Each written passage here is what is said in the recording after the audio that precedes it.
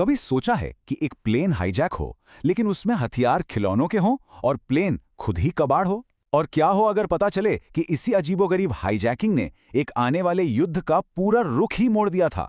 आज हम 1971 की गंगा हाईजैकिंग की कहानी की परतें खोलने वाले हैं। एक ऐसी कहानी जो जैसी दिखती है उससे कहीं ज्यादा गहरी है। चलिए बात करते हैं साल 1971 की। एक ऐसी कहानी जो आसमान में शुरू हुई और जिसने एक जंग का नक्शा उसके शुरू होने से भी पहले बदल कर रख दिया। ये कहानी है एक प्लेन हाईजैक की, एक जबरदस्त धोखे की और एक ऐसी चाल की जिसने इतिहास का रुख मोड़ दिया। तारीख याद रखिएगा, 30 जनवरी 1971। होता यह है कि इंडियन एयरलाइंस की एक डोमेस्टिक फ्लाइट को जबरदस्ती दुश्मन के इलाके यानी पाकिस्तान में लैंड करवाया जाता है। अब देखने में तो ये एक सीधा साधा आतंकवाद का मामला लगता है ना? लेकिन जो कहानी पर्दे के पीछे चल रही थी वो इससे कहीं ज्यादा उलझी हुई और गहरी थी। तो चलिए पहले देखते हैं कि दुनिया को क्या दिखाया गया। कहानी की शुरुआत ऐसे होती है। इंडियन एयरलाइंस का एक फॉकर F-27 प्लेन जिसका नाम था गंगा श्रीनगर से टेक ऑफ करता है और बीच रास्ते में दो लोग उसे हाईजैक कर लेते हैं। ये जो हाईजैकर्स थे वो खुद को कश्मीरी फ्रीडम फाइटर बता रहे थे और जब प्लेन लाहौर में उतरा तो क्या कहने, उनका तो हीरो की तरह स्वागत हुआ। भीड़ नारे लगा रही थी, जश्न मना रही थी। और तो और पाकिस्तान के एक बहुत बड़े नेता जुल्फिकार अली भुट्टो, जो बाद में वहां के लीडर भी बने, वो खुद उनसे हाथ मिलाने पहुंचे। लेकिन देखिए, हर कोई इस ड्रामे में शामिल नहीं था। उस वक्त के पूर्वी पाकिस्तान यानी आज के बांग्लादेश में बंगाली नेता शेख मुजीबुर रहमान ने फौरन इस हरकत की निंदा की। वो समझ गए थे कि इसके अंजाम बहुत बहुत गंभीर होने वाले हैं। अब सवाल ये उठता है कि एक प्लेन हाईजैक इतना जरूरी क्यों हो गया? इसको समझने के लिए हमें थोड़ा पीछे जाकर 1971 के जियोपॉलिटिकल मैप को देखना पड़ेगा। देखिए, उस वक्त का पाकिस्तान एक बहुत ही अजीब देश था। वो सिर्फ कल्चर और भाषा में ही नहीं बटा था, बल्कि जमीन से भी अलग थलग था। एक था वेस्ट पाकिस्तान और दूसरा था ईस्ट पाकिस्तान, और इन दोनों के बीच में था 1600 किलोमीटर से भी ज्यादा का भारत। अब संकट कैसे शुरू हुआ? 1970 में चुनाव हुए और ईस्ट पाकिस्तान की बंगाली पार्टी अवामी लीग जबरदस्त बहुमत से जीत गई, लेकिन वेस्ट पाकिस्तान की मिलिट्री लीडरशिप ने पावर देने से साफ मना कर दिया। बस यहीं से जो राजनीतिक संकट शुरू हुआ वो बहुत जल्द एक खूनी नरसंहार में बदलने वाला था। और यहीं पर वो 1600 किलोमीटर वाली बात काम आती है। ये जो भौगोलिक दूरी थी ना, यही पाकिस्तान की सबसे बड़ी कमजोरी थी।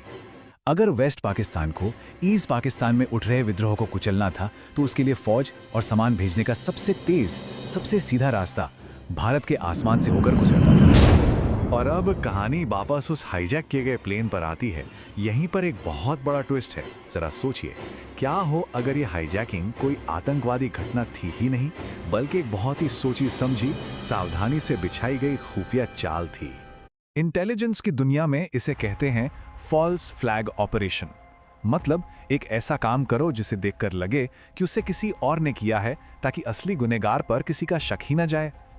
अब कई रिपोर्ट्स और डीक्लासिफाई हुई फाइलों की माने तो गंगा हाईजैकिंग की पूरी स्क्रिप्ट भारत के लेजेंडरी स्पाई मास्टर RN काओ ने लिखी थी, और उनके हथियार एक डबल एजेंट और एक ऐसा प्लेन जो असल में पुराना और कबाड़ हो चुका था। तो ये था कथित काओ प्लान। स्टेप 1, पाकिस्तान के ही एक ट्रेंड एजेंट को अपना डबल एजेंट बनाओ। स्टेप 2, उसी से एक पुराने भारतीय प्लेन का नकली हाईजैक करवाओ। स्टेप 3, ऐसा माहौल बनाओ कि पाकिस्तान का नेतृत्व खुद आगे आकर इस हाईजैकिंग को सपोर्ट करे। और स्टेप 4, बस इसी को बहाना बनाकर भारत अपनी अगली बड़ी चाल चल दे। और हुआ भी ठीक वैसा ही। 1 फरवरी को सारे पैसेंजर्स को छोड़ दिया गया और फिर उस गंगा विमान को लाहौर के रनवे पर सबके सामने आग लगा दी गई। पाकिस्तान जाल में पूरी तरह फंस चुका था। पूरी दुनिया की नजरें उस जलते हुए प्लेन पर थीं और भारत को ठीक यही मौका चाहिए था। उसे एक मजबूत पॉलिटिकल कवर मिल गया था।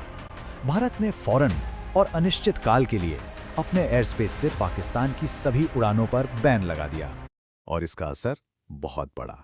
पाकिस्तान के 2 टुकड़ों को जोड़ने वाला जो सीधा हवाई रास्ता था वो अब बंद हो चुका था। अब पाकिस्तानी फौज को अपने ही देश के दूसरे हिस्से में जाने के लिए 5,500 किलोमीटर का लंबा चक्कर लगाना पड़ रहा था श्रीलंका के रास्ते।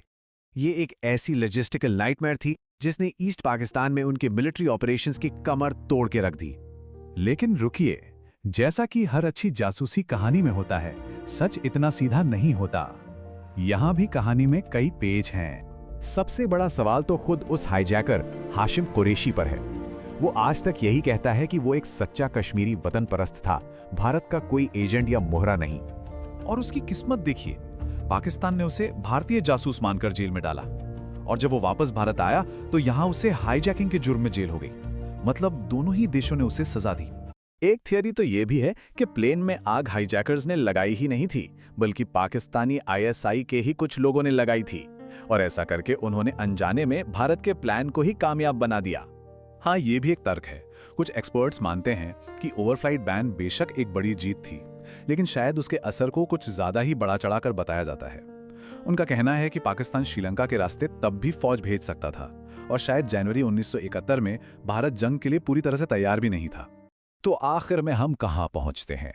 गंगा हाईजैकिंग जियोपॉलिटिक्स की शतरंज पर चली गई एक शानदार चाल थी, एक ऐसा सीक्रेट ऑपरेशन जिसने आने वाले युद्ध का पूरा मैदान ही तैयार कर दिया।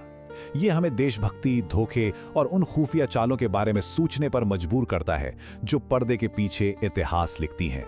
और सबसे बड़ा सवाल यही छोड़ जाती है कि एक शैडो वॉर में एक परफेक्ट झूठ की असली कीमत क्या होती है।